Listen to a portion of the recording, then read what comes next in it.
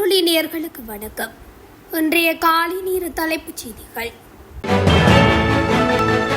தற்போது உலக சந்தையில் எரிபொருள் விலைகள் சரிந்துள்ள போதிலும் அதற்கு இணையாக உள்நாட்டில் தற்போதைய எரிபொருள் விலைகளை குறைப்பதற்கான சாத்தியமில்லை என்று தொழிலாளர் அமைச்சரும் நிதி மற்றும் திட்டமிடல் பிரதி அமைச்சருமான அனில் ஜெயந்த தெரிவித்துள்ளார். நாட்டின் பொருளாதார நிலைமைகளை விளக்குவதற்காக நேற்று அரசாங்க தகவல் திணைக்களத்தில் நடைபெற்ற விசேட ஊடகவியலாளர் சந்திப்பில் கலந்து கொண்டு கருத்து தெரிவிக்கும் போதே அவர் இதனை தெரிவித்துள்ளார். நாட்டில் தற்போது நுகரப்படும் எரிபொருளானது முன்னதாக அதிக விலைக்கே கொள்வனவு செய்யப்பட்டதாக குறிப்பிட்ட அவர், அந்த விலைகளில் இறக்குமதி செய்யப்பட்ட எரிபொருள் இருப்புகள் தீரும் வரை உள்நாட்டில் எரிபொருள் விலைகளை குறைக்க முடியாது என்று சுட்டிக்காட்டியுள்ளார். யாழ்ப்பாணம் கண்டி பிரதான வீதியின் அனுராதபுரம் பூனேவ பகுதியில் நிறுத்தி வைக்கப்பட்டிருந்த பாரவூர்தியின் பின்புறத்தில் மற்றொரு பாரவூர்தி மோதி விபத்துக்குள்ளாகியுள்ளது. விபத்தில் 35 வயது மற்றும் 43 வயதுடைய இருவர் உயிரிழந்துள்ளதுடன் படுகாயமடைந்தவர் மருத்துவமனையில் அனுமதிக்கப்பட்டுள்ளதாக காவல்துறை தெரிவித்துள்ளது. நுரைச்சோலை பகுதியிலிருந்து முல்லைத்தீவு நோக்கி மீனவர்கள் குழுவினர் பயணித்த லொரியொன்று வீதியில் நிறுத்தப்பட்டிருந்த போது பின்னால் வந்த உரமேற்றிய மற்றொரு லொரி நிறுத்தப்பட்டிருந்த லொரியுடன் மோதி விபத்துக்குள்ளானது.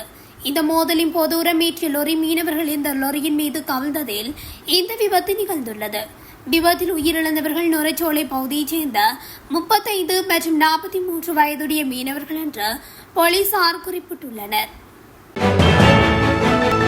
பாடசாலை மாணவர்களை இலக்கு வைத்து போதைப் பொருட்களை விற்பனை செய்து வந்த இருவர் அள்ளிப்பட்டி பகுதியின் இருவேறு இடங்களில் வைத்து கைதாகியுள்ளனர். குறித்த சந்தேக நபர்கள் நேற்றைய தினம் பொதுமக்களின் தகவலுக்கமைய கைது செய்யப்பட்டுள்ளதாக ஊர்காவல்துறை போலீசார் தெரிவித்தனர். குறித்த கைதின் போது இருவரிடமிருந்தும் 5200 மில்லிகிராம் மற்றும் 5000 மில்லிகிராம் ஐஸ் போதைப் பொருளும் கைப்பற்றப்பட்டுள்ளது. சுமார் 45 மற்றும் 49 வயதுடைய அல்லைப்பட்டி பிரதேசத்தைச் சேர்ந்த இருவரே ஊர்காவல்துறை குற்றத்தடுப்பு பிரிவு போலீசாரால் கைது செய்யப்பட்டுள்ளனர். கண்டி தெல்தனியா பகுதியில் காரில் இருந்து பெண்ணொருவர் நேற்று சடலமாக மீட்கப்பட்டுள்ளார். தெல்தனியா போலீசாருக்கு கிடைக்கப்பெற்ற தகவலுக்கமைய விசாரணைகள் ஆரம்பிக்கப்பட்டுள்ளன. இவ்வாறு மீட்கப்பட்ட சடலம் இதுவரை அடையாளம் காணப்படவில்லை என்றும் தெரிவிக்கப்படுகின்றது. உயிர்த்த ஞாயிறு தாக்குதல் தொடர்பில் முன்னாள் ஜனாதிபதி கோட்டபாய ராஜபக்சவை கைது செய்ய சமகால அனுர அரசாங்கம் முனைப்பு காட்டி வருகிறது. இதற்கு வலுவான ஆதாரங்கள் சிக்கியுள்ளதாக தெரிவிக்கப்படுகிறது. கைதுகள் தொடர்பில் அடுத்தடுத்த கட்டங்கள் மிகவும் தீவிரமாக முன்னெடுக்கப்பட்டு வரும் நிலையில் கோட்டபாய மிகவும் அச்ச நிலையில் உள்ளதாக தெரிவிக்கப்படுகிறது. கோட்டபாய வெளிநாடு செல்வதற்கு நீதிமன்றத்தில் விதிக்கப்பட்ட தடை உத்தரவின் காரணமாக இந்த அச்ச நிலையை உறுதியாகியுள்ளதாக ராஜபக்சர்கள் நம்புகின்றனர். இந்த சூழ்நிலையில் முன்னாள் ஜனாதிபதியின் சட்டத்தரணிகள் மேன்முறையீட்டு நீதிமன்றத்தில் மனுவொன்றை தாக்கல் செய்து கோட்டபாயவை கைது செய்வதையும் தடுப்பு காவலில் வைப்பதையும் தடுக்கும் உத்தரவொன்றை பிறப்பிக்குமாறு கோரியுள்ளனர். 15 வயதுடைய சிறுமியொருவரை பாலியல் துர்நடத்தைக்குட்படுத்தப்பட்டதாக கூறப்படும் சம்பவம் தொடர்பாக குற்றம் சாட்டப்பட்ட அனுராதபுரத்தின் முன்னாள் அட்டமஸ்தானாதிபதி பல்லேகம கேமரதன தேரர் DNA பரிசோதனைக்காக கொழும்பு அரசு ரசாயன பகுப்பாய்வு திணைக்களத்திற்கு அழைத்து செல்லப்பட்டுள்ளார். நீதிமன்ற உத்தரவின் அடிப்படையில் நெட்டம்புவ போலீசாரின் விசேட அதிகாரிகள் குழு ஒன்று நேற்று இந்த நடவடிக்கையை மேற்கொண்டுள்ளது. முதற்கட்ட பயனாளிகளுக்கான அசஸ்ம நலன்புரி கொடுப்பனவு இன்று வங்கிகளில் கணக்கிடப்படும் என நலன்புரி நன்மைகள் சபை தெரிவித்துள்ளது. இதன்படி 13,73,248 பயனாளி குடும்பங்களுக்காக 10.9 பில்லியன் ரூபாவுக்கும் அதிகமான நிதி இன்று நேரடியாக அவர்களின் வங்கிக் கணக்குகளில் வைப்பு செய்யப்பட உள்ளதாக நலன்புரி நன்மைகள் சபையின் தலைவர் நிமல் கொடவெலகெதர அறிக்கை ஒன்றினை வெளியிட்டுள்ளார். இதனால் சம்பந்தப்பட்ட பயனாளிகள் இன்று முதல் தங்களது அசஸ்ம வங்கிக் கணக்குகளூடாக கொடுப்பனவு தொகையை பெற்றுக் கொள்ள முடியும். செம்மணி புதைகுழியின் 3ஆம் கட்ட அகழ்வு பணிகளின் 27ஆம் நாள் நடவடிக்கைகள் நேற்று முன்னெடுக்கப்பட்டன. இதன்போது மேலும் 14 எண்புக்கூடுகள் அடையாளம் காணப்பட்டுள்ளன. இதுவரை நடைபெற்ற அகழ்வு பணிகளில் மொத்தமாக 380 எண்புக்கூடுகள் அடையாளம் காணப்பட்டுள்ள நிலையில் அவற்றில் 362 எண்புக்கூடுகள் அகழ்ந்தெடுக்கப்பட்டுள்ளதாக தெரிவிக்கப்பட்டுள்ளது. ஏற்கனவே அடையாளம் காணப்பட்ட எண்புக்கூடுகளில் குழந்தை மற்றும் சிறுவர் ஒருவருக்கு சொந்தமானவை உட்பட 5 எண்புக்கூடுகள் அகழ்ந்தெடுக்கப்பட்டுள்ளன.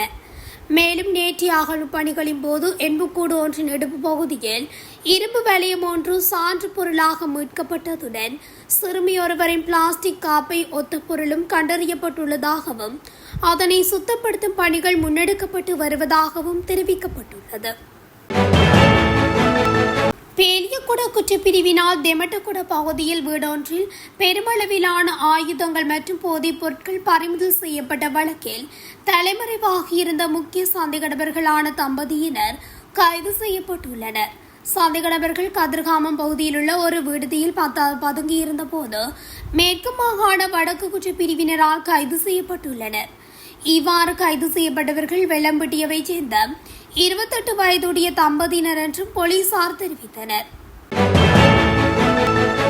சுற்றுலா மேம்பாட்டு பணியகத்தின் நிதியை முறைகேடாக பயன்படுத்தியதாக கூறப்படும் குற்றச்சாட்டு தொடர்பாக முன்னாள் பொருளாதார அபிவிருத்தி அமைச்சர் பாசில் ராஜபக்சவை உடனடியாக கைது செய்து நீதிமன்றத்தில் முன்னிலைப்படுத்துமாறு உத்தரவிடப்பட்டுள்ளது. குற்றப்புலனாய்வு திணைக்களத்தின் சட்டவிரோத சொத்துக்கள் பிரிவிற்கு கொழும்பு கோட்டை நீதவான் பசன் அமரசேன நேற்று உத்தரவிட்டுள்ளார். வவுனியா மாவட்டத்தில் டிட்வா புயலினால் பாதிக்கப்பட்டவர்களுக்கு வீட்டு திட்டத்தை வழங்க துரித நடவடிக்கை எடுக்கப்பட்டுள்ளதாக வீடமைப்பு நிர்மாணத்துறை மற்றும் நீர்வளங்கள் வடிகாலமைப்பு பிரதி அமைச்சர் TV சரத் தெரிவித்துள்ளார். இலங்கையில் இறக்குமதி செய்யப்படும் பயன்படுத்தப்பட்ட வாகனங்களின் விலைகள் கணிசமாக உயரக்கூடும் என்று இலங்கை வாகன இறக்குமதியாளர்கள் சங்கம் எச்சரித்துள்ளது. பயன்படுத்தப்பட்ட வாகனங்களின் சுங்க மதிப்பை நிர்ணயிக்கும் போது முன்னர் வழங்கப்பட்டு வந்த 15% மதிப்பீடு குறைப்பு நீக்கப்பட்டதை தொடர்ந்து இந்த தாக்கம் ஏற்பட்டுள்ளதாக தெரிவிக்கப்படுகிறது. இந்த தாக்கம் சந்தை முழுவதும் உணரப்படும் என்றும் பிரபலமான வாகன வகைகளின் விலைகள் கணிசமாக உயரும் என்றும் எதிர்பார்க்கப்படுவதாகவும் VIASL-இன் துணைத் தலைவரும் செய்தி தொடர்பாளருமான ரோஷா ரொத்ரிகோ கூறியுள்ளார். இந்த ஆண்டு இலங்கையில் டெங்கு பாதிப்புகள் எதிர்பார்க்கப்பட்ட வரம்புகளை தாண்டும் அபாயம் உள்ளதாக சுகாதார மற்றும் வெகுஜன ஊடக அமைச்சகத்தின் செயலாளர் அனில் ஜெயசிங்க எச்சரிக்கை விடுத்துள்ளார். இந்நோய் வேகமாக பரவி வருவதாகவும் அவர் கூறியுள்ளார். ஏப்ரல் மாதம் முதல் டெங்கு நோயாளிகளின் எண்ணிக்கை கடுமையாக அதிகரித்துள்ளதாக அவர் தெரிவித்துள்ளார். ஏப்ரல் மாதத்தில் மொத்தம் 5600 டெங்கு பாதிப்புகளும் அதனைத் தொடர்ந்து மே மாதத்தில் மொத்தம் 8500 பாதிப்புகளும் பதிவாகியுள்ளதாகவும் இந்த டெங்கு பாதிப்புகள் கணிசமாக அதிகரித்துள்ளதை காட்டுவதாகவும் அவர் குறிப்பிட்டுள்ளார். அக்கரப்பத்தனை போலீஸ் பிரிவுக்குட்பட்ட பசுமலை பிரதேசத்தில் ஐஸ் போதைப்பொருளுடன் இளைஞர் ஒருவர் கைது செய்யப்பட்டுள்ளார். குறித்த கைது நடவடிக்கை நேற்று மாலை பசுமலை பிரதான நகரில் இடம்பெற்றுள்ளது. இத்துடன் தமிழொலியின் இன்றைய காலை நேர தலைப்புச் செய்திகள் நிறைவடைகின்றன. தொடர்ச்சியாக செய்திகளை அறிந்து கொள்ள தமிழொலி ஊடகத்துடன் இணைந்திருங்கள். நன்றி, வணக்கம்.